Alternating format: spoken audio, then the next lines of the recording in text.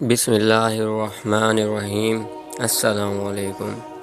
دوستوں، آج کی ویڈیو میں ہم آپ کو حضرت لوط علیہ السلام اور ان کی قوم کے بارے میں بتائیں گے۔ تو دوستوں، اگر آپ چینل پر نئے ہیں تو چینل کو سبسکرائب کر لیں اور ویڈیو کو لائک کر دیں۔ دوستوں، اللہ تعالیٰ کے بھیجے ہوئے فرشتے جب حضرت ابراہیم علیہ السلام کے امور سے فارغ ہوئے تو ان فرشتوں نے شہرستان لوط کا قصد و ارادہ کیا۔ حضرت ابراہیم علیہ السلام نے ان فرشتوں سے کہا کہ میں بھی تمہارے ساتھ چلتا ہوں۔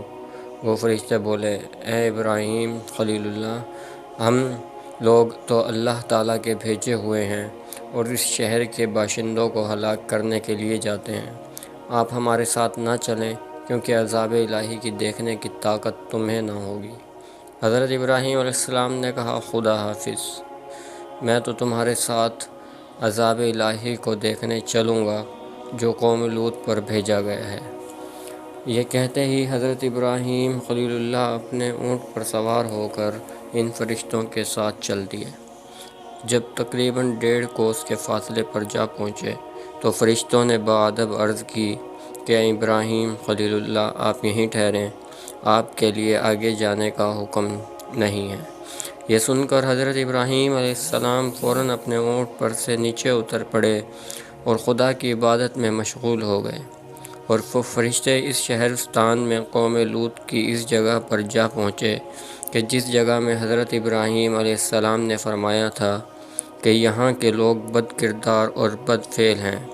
کہ مردوں کے ساتھ مرد اور عورتوں کے ساتھ عورتیں فعل بد مرتکب ہوتی ہیں اور رہزنی سے لوگوں کا مال چھین لیتے ہیں۔ اور اسی وقت یہ بھی حضرت ابراہیم علیہ السلام نے کہ جو لوگ اس فعل بد میں گرفتار ہیں ان پر غضب الہی آئے گا اور وہ سب کے سب ہلاک کر دیے جائیں گے، اور ہر چیز خداوند قدوس اپنے فیصلے سے طے کر چکا ہے کہ جو قوم سرکشی، ظلم کرے گی اور خدا تعالیٰ کے احکاموں سے رد گردانی کرے گی، اس پر ضرور غضب الہی نازل ہوگا اور اسی دنیا میں ہلاک کر دیے جائیں گے، چونکہ حضرت ابراہیم علیہ السلام اللہ تعالیٰ کے برگزیدہ پیغمبروں میں سے ہیں، اور خداوند کریم اپنے پیغمبروں کی بات کبھی رائے گا اور مسترد نہیں کرتا۔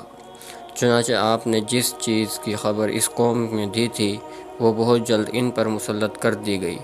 اور وہ لوگ ہمیشہ کے لیے اس صفحہ ہستی سے مٹا دیے گئے، کیونکہ وہ فرشتے خدا کا حکم لے کر اس قوم لوط کی طرف بھیجے گئے تھے۔ تو اللہ کے حکم سے ان شہروں کو سوائے ایک شہر جس کو سدوم کہتے ہیں اس کو محفوظ رکھا، اور باقی تمام شہرستان کو الٹ دیا، چونکہ سدوم کے رہنے والے اس فعل میں گرفتار نہیں تھے۔ اور جب انہوں نے ان شہروں کے لوگوں کو دیکھا کہ یہ لوگ اپنی بد کرداریوں اور بد فعلیوں میں مبتلا ہیں تو ان لوگوں نے ان کے ساتھ اپنی شادی بیاہ وغیرہ بھی موقوف کر دی۔ اس لیے اللہ تعالیٰ نے اہل سدوم کو ان پر فضیلت دی اور نجات بخشی، اور اس شہرستان کے باشندوں میں لاکھوں آدمی بڑے ہیکل اور جنگی تھے، سب کے سب ہلاک کر دیے گئے۔ الغرض وہ فرشتے جو اللہ تعالیٰ کی طرف سے عذاب الہی لے کر آئے تھے وہ سب حضرت لوط علیہ السلام کے گھر اور ان کی بیٹیوں کو سلام کیا، اور ان کی بیٹیوں نے سلام کا جواب دیا۔ حضرت جبرائیل علیہ السلام نے ان سے کہا کہ کوئی آدمی اس شہر میں ایسا ہے کہ ہم مسافروں کو آج کی رات مہمان رکھے اور کھانا کھلائے۔ انہوں نے جواب دیا کہ سوائے ہمارے باپ کے اس شہر میں تو کوئی نہیں، آپ لوگ ذرا صبر کیجئے، وہ خدا کی عبادت سے فراغت پا لیں تو البتہ وہ تمہاری کچھ خدمت ضرور کریں گے۔ حضرت لوط علیہ السلام نے خدا کی عبادت سے فراغت پائی تو اپنے گھر کے دروازے پر دیکھا کہ 12 شخص صاحب جمال اور کمسن، بال بنائے ہوئے اور کپڑے معطر پہنے ہوئے آئے ہیں۔ آپ ان کو دیکھ کر کچھ اندیشہ کرنے لگے کہ یہ مہمان تو صاحب جمال و مسکن ہیں، خدا نخواستہ اگر قوم کو معلوم ہو گیا تو یہ قوم ان مہمانوں کے ساتھ بدفعلی نہ کرنے لگے تو ہمارے لیے بڑی ندامت اور شرمندگی کی بات ہوگی، اور میں اس سے بہت زیادہ رسوا ہو جاؤں گا اور پھر کہیں بھی اپنا منہ نہ دکھا سکوں گا، لوگ مجھ کو بہت ذلیل کریں گے۔ اللہ تعالیٰ نے فرمایا پہنچے میرے بھیجے ہوئے حضرت لوط علیہ السلام کے پاس فرشتے، تو وہ ان کے آنے سے اپنے دل میں رنجیدہ ہوئے اور اپنے جی میں کہنے لگے کہ ہمارے لیے آج کا دن بڑا سخت ہے۔ اور اس کے پاس قوم دوڑتی ہوئی آئی اور وہ سب بے اختیار تھے اور وہ بہت زیادہ منتظر تھے اس فعل بد کے۔ در حقیقت وہ فرشتے لڑکے کمسن بن کے گئے تھے حضرت لوط علیہ السلام کے گھر میں، چونکہ حضرت کو اس قوم کی بد افعالیاں اور بد خویاں اچھی طرح معلوم تھی۔ اس وجہ سے وہ اپنے دل میں سخت خفا تھے اور اسی وجہ سے حضرت لوط علیہ السلام کو اپنی قوم سے لڑائی کرنی پڑی۔ آخر مجبوری اور ناچاری ان مہمانوں کو حضرت لوط علیہ السلام اپنے گھر لے گئے، اور حضرت لوط علیہ السلام کی بیوی کافرہ تھی۔